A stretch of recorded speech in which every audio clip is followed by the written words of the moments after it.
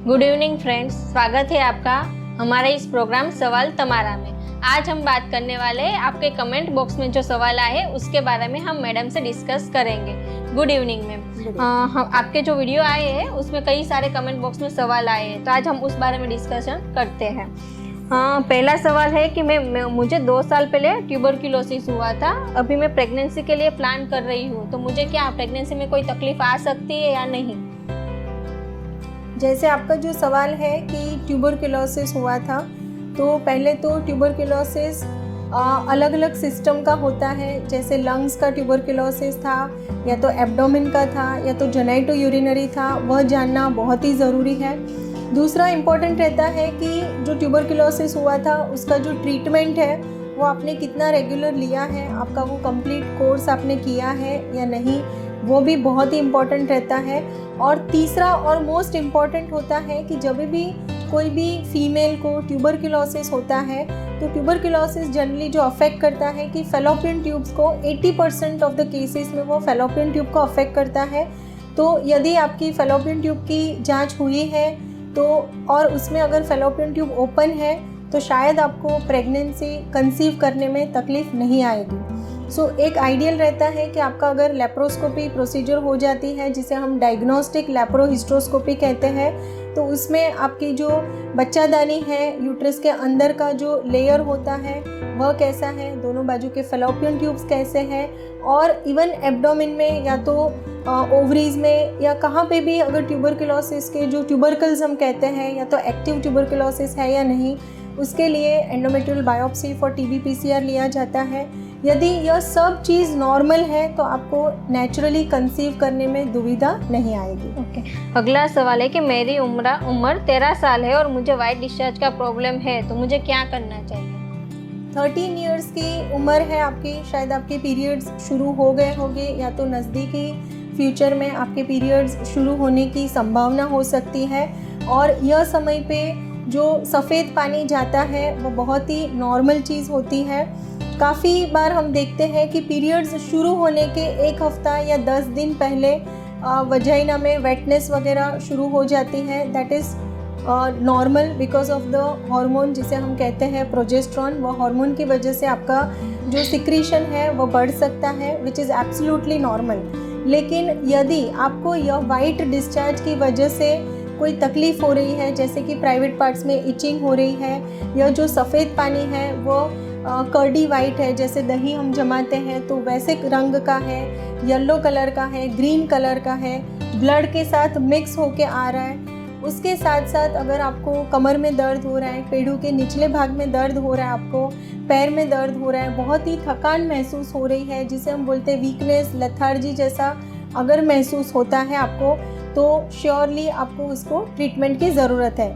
लेकिन only leucorrhoea जिसे हम कहते हैं कि सफ़ेद पानी जा रहा है और अभी जो मैंने बताई उसमें से कोई भी तकलीफ़ आपको नहीं है, तो आपको घबराने की ज़रूरत नहीं है। ओके। अगला सवाल है कि मेरी उम्र 16 साल है और मुझे अभी तक पीरियड नहीं आया है, तो मुझे क्या करना चाहिए? 16 साल की उम्र है, अभी तक आपको पीरियड्स नहीं आए हैं, तो 2 रीज़न हो सकते हैं। एक तो आपकी लेट मेनार्की हो सकती है, या तो दूसरे काफ़ी सारे रीज़न हो सकते हैं। तो इसके लिए आपको एक गायनेक कंसल्टेशन की ज़रूरत है, एक आपका बेसलाइन सोनोग्राफी होना चाहिए, और आपके हार्मोनल टेस्ट होने बहुत ही आवश्यक है। ओके। अगला सवाल है कि मेरी वाइफ को 1 महीने की प्रेगनेंसी है और उनको 3-4 बूंद ब्लीडिंग हुआ है, तो उसमें कोई प्रॉब्लम आ सकती है कि नहीं? इनिशियली अर्ली प्रेगनेंसी में स्पॉटिंग होना, ब्लीडिंग होना बहुत ही कॉमन रहता है। लेकिन अगर आपका 1 मंथ प्रेगनेंसी आपने बताया है तो सोनोग्राफी करके एक बार देख सकते हैं, या तो आपकी ब्लड रिपोर्ट करके देख सकते हैं, बीटा HCG की रिपोर्ट करके। और काफ़ी बार हम देखते हैं कि जो सब कोरियोनिक हेमरेज हम कहते हैं कि बच्चा जो गर्भाशय के अंदर के दीवार के साथ चिपका हुआ है, वहाँ से अगर वह सेपरेशन हो जाता है तो उसकी वजह से भी ब्लीडिंग हो सकती है। इनिशियल टाइम में हम बोलते हैं कि इम्प्लांटेशन ब्लीडिंग, जब भी बच्चा चिपकता है वह टाइम पे इम्प्लांटेशन ब्लीडिंग या तो स्पॉटिंग भी हो सकती है। तो यदि आपका एक सोनोग्राफी होता है या तो ब्लड टेस्ट होता है तो वह हिसाब से हमें पता चल सकता है। अगला सवाल है कि मेरी उम्र उनकी उम्र 39 ईयर है और उनको डॉक्टर को दिखाया तो उनको बोला है कि उनका बच्चेदानी में सूजन है, तो डॉक्टर ने उसको हिस्टेक्टोमी एडवाइस किया है। उनको एक लड़का है 8 साल का और लड़की है 6 साल की, तो क्या उनको ऑपरेशन करवाना चाहिए या नहीं? 39 ईयर्स की उम्र है, गर्भाशय में सूजन है। अभी गर्भाशय में सूजन होने के काफ़ी सारे रीजंस होते हैं। मोस्ट कॉमन जो रीज़न होता है कि बिकॉज ऑफ इन्फेक्शन। तो यदि इन्फेक्शन है तो आपका एक पैप टेस्ट करके जो रिपोर्ट होता है वह कर सकते हैं। पैप स्मीयर का रिपोर्ट अगर नॉर्मल है तो वह हिसाब से उसका हम ट्रीटमेंट कर सकते हैं। अगर उसमें इन्फेक्शन आ रहा है तो हम इन्फेक्शन के लिए जो भी एंटीबायोटिक्स वगैरह हैं वह दे सकते हैं। लेकिन 39 इयर्स की उम्र में जैसे आपका इंटरनल चेकअप का जो रिपोर्ट है वो हमारे पास आया नहीं है, लेकिन जनरली 39 एज में अगर गर्भाशय में सादा सूजन है तो आपको यूट्रस रिमूव करवाने की ज़रूरत नहीं है। लेकिन आप और ज़्यादा डिटेल में आपके रिपोर्ट्स वगैरह भेजेंगे हमारा जो नंबर है उसके ऊपर, तो शायद हम और अच्छी तरह से आपको गाइड कर सकते हैं। अगला सवाल है बच्चेदानी निकाल दी है, ओवरीज रखी है, तो क्या गर्भ रह सकता है या नहीं? जैसे आपने जो पूछा है बहुत ही अच्छा क्वेश्चन है कि बच्चादानी निकाल दिया है और जो ओवरीज है, अंडाशय जो है वह रिमूव नहीं किया है। तो फ्रेंड्स यहाँ पे मैं बताना चाहती हूँ कि बच्चादानी जिसे हम बोलते हैं उसका मतलब है कि बच्चा जहाँ पे रुकता है वह बच्चादानी। अगर आपका बच्चादानी रिमूव कर दिया है तो आपको कोई भी चांस नहीं है बच्चा रुकने का। लेकिन आपके जो ओवरीज है, फीमेल्स में जो अंडाशय रहते हैं उसी में से फीमेल्स के हार्मोन्स प्रोड्यूस होते हैं। जो एग वगैरह जो प्रोड्यूस होते हैं, फॉलिकल्स प्रोड्यूस होते हैं, वो ओवरीज में प्रोड्यूस होते हैं। आपको अगर डर लग रहा है कि आपका बच्चादानी रिमूव किया है लेकिन ओवरीज रिमूव नहीं किया है तो बच्चा रुक सकता है या नहीं है, तो उसके लिए मैं बताना चाहती हूँ कि आपको डरने की ज़रूरत नहीं है, आपको बच्चा नहीं रुक सकता है। लेकिन यदि आपकी ऐसी इच्छा है कि आपको बच्चा चाहिए तो आगे आप क्या कर सकते हो, तो सरोगेसी जिसे हम बोलते हैं कि कोख भाड़े पे लेना, यानी कि बच्चादानी दूसरे औरत का रहेगा। आपके ओवरीज अंदर है, शरीर में है, तो आपके ओवरीज में अंडे बन सकते हैं, तो आपके एग्स ले सकते हैं, आपके हस्बैंड के स्पर्म ले सकते हैं, उसमें से बच्चा बना के जो सरोगेट मदर होती है उसमें हम ट्रांसफ़र कर सकते हैं। तो यदि आप ऐसा सोच रहे हो कि आपको बच्चा चाहिए, बच्चादानी नहीं है, ओवरीज है, तो यह भी मुश्किल नहीं है। ओके। अगला सवाल है कि मेरा हिस्टेक्टोमी का ऑपरेशन 6 साल पहले हो चुका है, अभी मुझे पैर में दर्द हो रहा है और हिल पेन हो रहा है, तो क्या वो हिस्टेक्टोमी की वजह से हो रहा है? हिस्टेक्टोमी यानी कि जो बच्चादानी रिमूवल का जो सर्जरी होता है उसकी वजह से आपके पैर में या हाथ में जहाँ पे भी दर्द हो रहा है उसकी वजह से नहीं हो रहा है। और आपने बताया कि बच्चादानी रिमूवल की सर्जरी हुई है। जनरली क्या होता है कि हमारे समाज में या तो कोई भी पर्सन के माइंड में ऐसा होता है कि कोई भी तकलीफ़ होती है, बिफोर ऑपरेशन आपको जो तकलीफ़ हो रही है, पॉसिबिलिटी है कि आफ्टर ऑपरेशन भी आपकी वो तकलीफ़ कंटिन्यू रह सकती है। लेकिन ह्यूमन नेचर ऐसा है कि हम हमेशा ऑपरेशन को ही दोषी ठहराते हैं कि यह ऑपरेशन होने के बाद मुझे ऐसा होने लगा या तो यह ऑपरेशन के बाद मुझे ऐसा होने लगा। शायद वो चीज़ पहले से भी आपको पहले से भी तकलीफ़ होती होगी, लेकिन ऑपरेशन के बाद आप सजाग हो जाते हो कि अरे हाँ, मुझे अभी ये प्रॉब्लम हो रही है। काफ़ी बार हमने रूटीन पेशेंट में भी देखते हैं कि मैम ऑपरेशन के बाद हमें ऐसा हो रहा है। आपके पैरों में जो दर्द हो रहा है वह और ऑपरेशन का कोई भी संबंध नहीं है। अगला सवाल है कि मेरी वाइफ प्रेग्नेंट है, उनका फर्स्ट ट्राइमेस्टर कंप्लीट होने को आया है और उनके यूट्रस में फाइब्रोइड है 8 सेंटीमीटर का, तो क्या ये टेंशन वाली बात है या नहीं? 8 सेंटीमीटर का फाइब्रोइड है और फर्स्ट ट्राइमेस्टर कंप्लीट होने को आया है। ओके।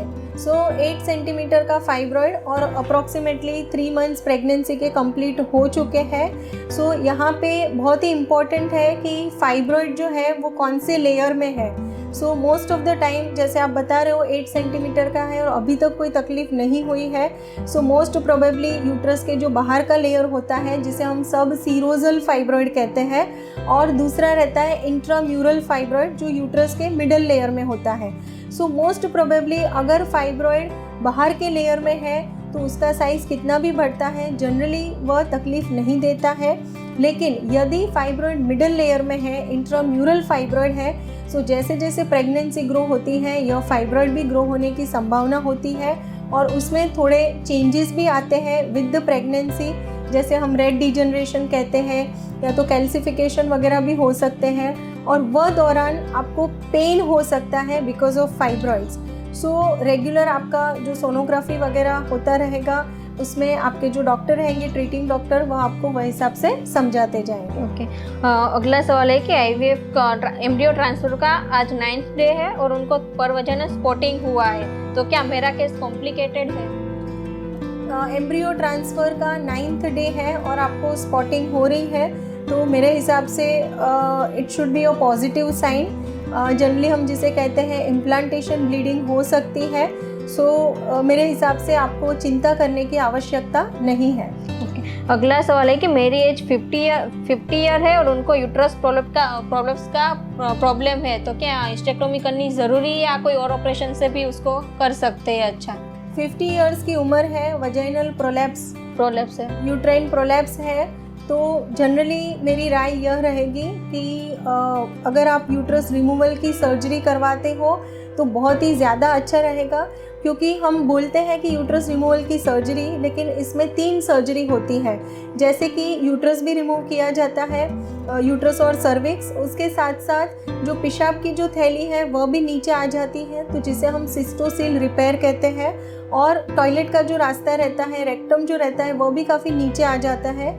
सो मेजॉरिटी पेशेंट जो रहते हैं कि जिनमें यूट्रोवजाइनल प्रोलैप्स रहता है, तो यह पेशेंट में सिस्टोसील रिपेयर, यूट्रस रिमूव करने की जो सर्जरी होती है वह, और एंट्रोसिल या तो रेक्टोसिल रिपेयर, यह सारी चीज़ सेम सिटिंग में की जाती है।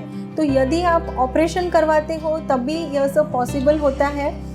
विदाउट सर्जरी, जैसे हम रिंग वगैरह बोलते हैं, that is a temporary thing और उससे इतना आराम नहीं मिल सकता है। ओके अगला सवाल है कि मैम उनको जेनाइटल ट्यूबरक्यूलोसिस था, तो लेप्रोस्कोपी के बाद उनको AKT4 टेबलेट शुरू की थी, तो क्या अभी उसका ट्यूब खुल गया होगा ये टेबलेट लेने के बाद?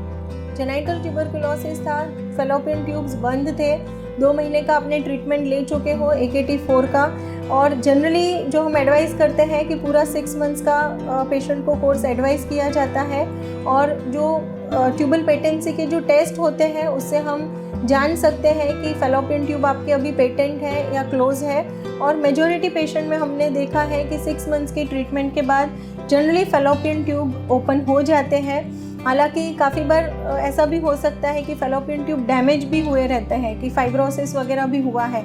सो एक बार अगर ट्यूबल पेटेंसी हो जाता है टेस्ट, तो हम ज़्यादा अच्छी तरह से आपको बता सकते हैं कि फेलोपियन ट्यूब ओपन है या क्लोज है। ओके अगला सवाल है कि मेरे सब रिपोर्ट्स नॉर्मल है, AMH लेवल भी नॉर्मल है, मुझे PCOD भी नहीं है, थायराइड भी नहीं है, फॉलिकुलर स्टडी हुई है वो भी अच्छा डॉक्टर बोल रहे हैं, पर मुझे प्रेगनेंसी नहीं रुक रही है, तो क्या मेरी ट्यूब ब्लॉक होगी? अभी तक उनका वो ट्यूब का रिपोर्ट नहीं हुआ है, तो क्या उनको IVF करना चाहिए कि आगे क्या करना चाहिए? जैसे आपने बताया कि आपके ऑलमोस्ट सब रिपोर्ट्स नॉर्मल है, सो 2 चीज़ रहती है। एक रहता है कि अनएक्सप्लेन्ड इनफर्टिलिटी, और दूसरा जैसे आपने सवाल में ही बोला है कि फेलोपियन ट्यूब की टेस्टिंग की जो जांच होती है वो आपकी नहीं हुई है। सो मैं यहाँ पे बताना चाहती हूँ कि it is a basic test. तो आपकी फेलोपियन ट्यूब, अगर दोनों बाजू के फेलोपियन ट्यूब ओपन है तो आपकी जो ट्रीटमेंट की लाइन है दैट विल बी डिफरेंट। अगर आपके दोनों फेलोपियन ट्यूब ब्लॉक है तो line of treatment will be different. So पहले तो फर्स्ट स्टेप वो होगा कि आप ट्यूबल पेटेंसी टेस्ट करवाएं। उसका रिजल्ट क्या आता है वह हमारे जो व्हाट्सएप नंबर है वहाँ पे आप अपॉइंटमेंट ले सकते हो ऑनलाइन ऑडियो और वीडियो कंसल्टेशन के लिए, ताकि वह रिपोर्ट से आपको फर्दर कैसे जाना चाहिए, कौन सा ट्रीटमेंट आपके लिए बेस्ट रहेगा, वह आपको हम गाइड कर सके। ओके अगला सवाल है कि 12 साल की लड़की हूँ और पीरियड्स के टाइम पे मुझे बहुत दर्द होता है, तो मुझे क्या करना चाहिए? 12 साल की लड़की है, पीरियड्स के टाइम बहुत पेन होता है, जिसे हम प्राइमरी डिस्मेनोरिया कहते हैं, और बहुत ही नेचुरल और नॉर्मल बात है कि आपको जब भी पीरियड्स शुरू होने वाला है उसके 24 घंटा पहले या ऐसे पेट में दर्द शुरू होता है, पीरियड शुरू हो जाता है, उसके बाद विदिन 24 to 48 आवर्स वो पेन धीरे धीरे कम हो जाता है।